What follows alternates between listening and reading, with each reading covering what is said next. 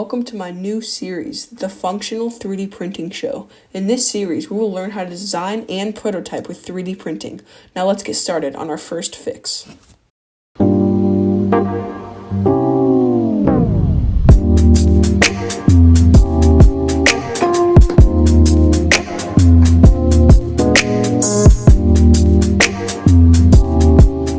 I found this metal attachment that attaches to my wall and will hold a roll of filament. Let's design one of these, but stronger.